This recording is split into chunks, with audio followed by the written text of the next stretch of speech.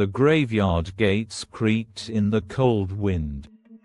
The air was still, heavy, and full of tension. Jason laughed nervously, but his voice wavered.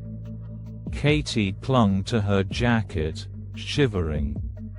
Ethan stared at the ground, silent. Chloe looked around, flashlight shaking in her hand. "Let's just do it," Jason said, stepping forward. The path was narrow, overgrown with weeds. Every step felt like walking into a trap. Shadows moved in the corners of their vision. Katie heard whispers, faint but chilling. "Did you hear that?" she asked. "No, it's just your imagination," Jason replied quickly. A distant groan stopped them in their tracks. The sound was low, guttural, and close. Jason's flashlight flickered, casting long shadows. "Keep going," he said, voice strained. The mausoleum stood ahead, dark and looming. Its stone walls were cracked and moss-covered. Chloe pointed at deep scratches on the door. "What could have done that?" she whispered. Jason shrugged.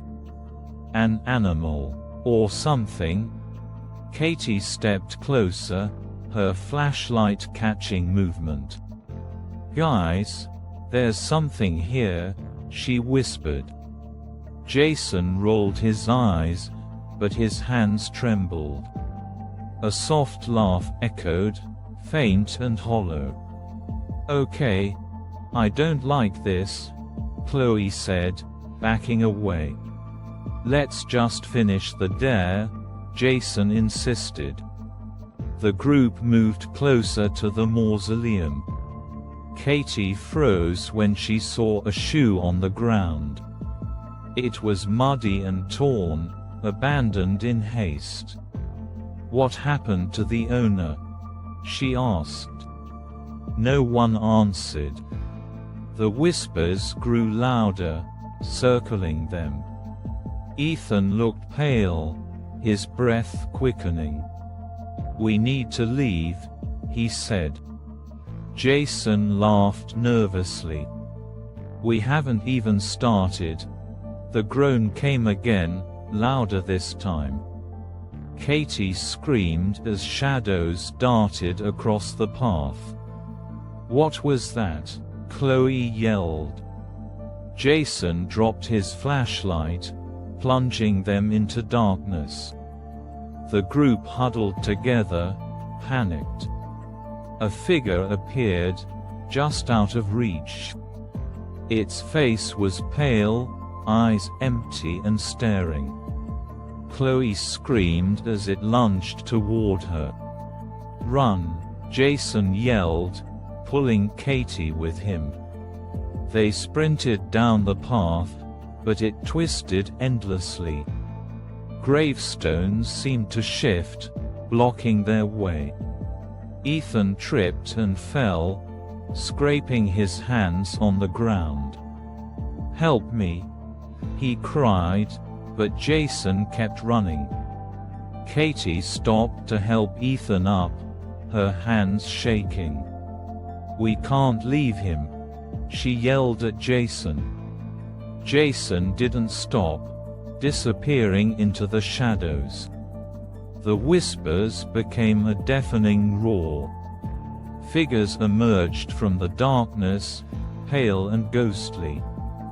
Chloe's flashlight spun wildly as she screamed. She was gone before anyone could react. Katie clung to Ethan, tears streaming down her face. "What do we do?" she asked, sobbing. Ethan pointed to the mausoleum. "We go there." "Why?" Katie asked, panicked. "They want us to," he said, his voice hollow. The mausoleum door creaked open as they approached.